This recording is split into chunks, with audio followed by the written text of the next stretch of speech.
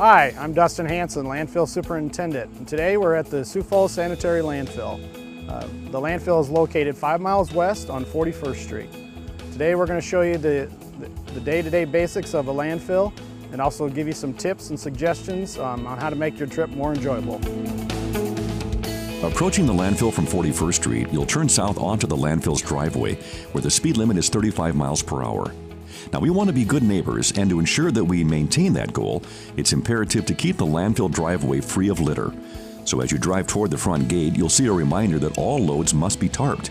A $25 fine will be levied for all untarped loads. Did you know that 1,000 or more vehicles use the landfill driveway every day? So please adhere to the speed limit, be ready to adjust to changing conditions, and be aware of larger vehicles like garbage trucks that share the road. Stay to the right as you approach the scale house. You'll see 2 scales, a public scale and a commercial contractor scale. The public will stay in the lane closest to the building, and please make sure you stop at the gate. Staff will open the gate arm when they're ready to weigh your vehicle. Slowly move forward to the first window where staff will ask you what you have on your load. Now, you may have grass and leaves only. You may have construction debris, tires, refrigerators, etc. You'll then be directed to the second window where you'll pay for your load and get instructions on which route to take. The majority of the residential items can be taken to Route 1, 2, or 3. Most people will take Route 1 if they have construction debris, old furniture, old carpet, things like that. Recyclable materials such as tires, appliances, batteries, and items like that can be dropped off at Route 1 as well. Route 1.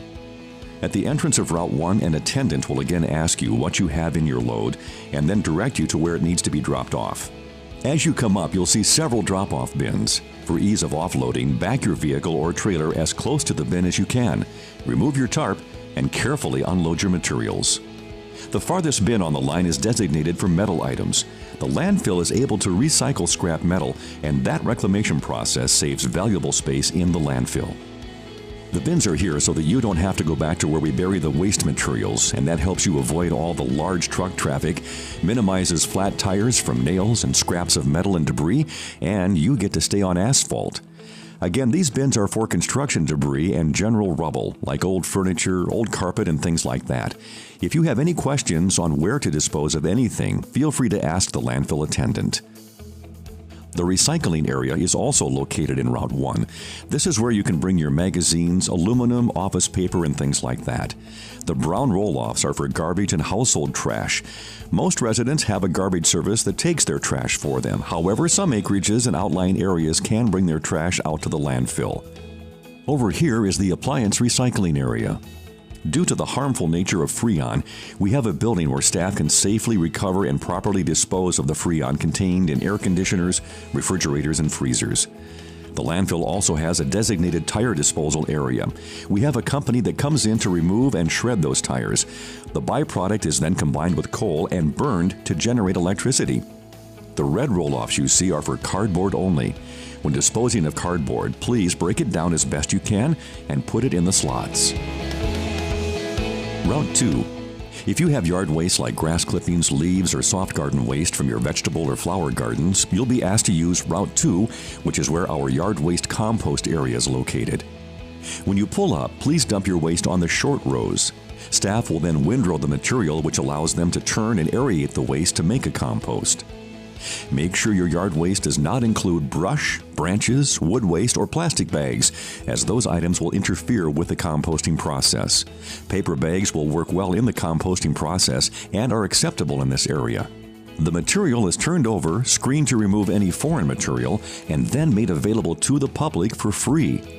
Here's the finished product. As you can see, the landfill produces excellent compost material that works great for your flower and vegetable growing, adding those important soil nutrients to your gardens. If you're here to pick up free compost material, just let them know at the scale house what you want so they can direct you to the right area. Now, the compost area is self-service, so don't forget to bring a shovel, buckets, wheelbarrows, whatever you need to get your vehicle loaded. Route 3. Our last stop in the landfill residential area is Route 3. Now, this is the tree and wood waste drop-off area where you can bring your brush, wood waste, limbs, stumps, lumber, pallets, things like that. We are able to take all this material, including nails, and grind that into a mulch. Nails? Yes, the grinder has an industrial magnet that will pick out nails and other foreign metals during the mulching process. However, make sure you don't leave any plastic in with your wood product. Please take that to Route 1 for proper disposal and recycling. The wood mulch is also free for the taking, and it's a great material for around flowers and trees. But don't forget, it's self-service too, so bring your shovels and pitchforks to help you load that into your vehicle. Our next stop is the commercial area. This is where the commercial haulers take all of your residential garbage that you leave for them. Large cells like this are very costly to excavate and line, and that makes recycling a very valuable option in so many ways. The commercial area is off limits to the general public because of the large truck traffic and the movement of the large vehicles that we use to pack the material down. Hi, I'm Jessica Lanchin, Sustainability Coordinator for the City of Sioux Falls. The landfill is an extremely valuable resource for the residents of the 5-county region. Just like any other resource, it's essential that we do our part to extend the life of the landfill by being responsible with our waste. We have the opportunity to make daily choices about which products we consume and throw away, and these choices impact the landfill. By choosing products with less packaging, choosing durable products with long lifespans, recycling properly, responsibly discarding electronics and hazardous waste, and using the landfill's recycling resources, we can extend the life of the landfill. If you have questions about how to recycle properly, talk to your waste hauler about what items are accepted. If you have any other questions about how to reduce, reuse, or recycle, visit siouxfalls.org/green. Together we can do our part to minimize our impact and make sure our landfill lasts for many more years to come. The Household Hazardous Waste Facility and the Environmental Center are located at the corner of Cliff Avenue and Chambers Street, at the bottom of the Cliff Avenue Hill, right across from the street department. To make sure we don't pollute the environment, we don't want hazardous waste to get into the landfill. So to ensure proper disposal, bring it to the Household Hazardous Waste Facility. The Hazardous Waste Facility will take old paints, chemicals, solvents, oil, and other hazardous materials.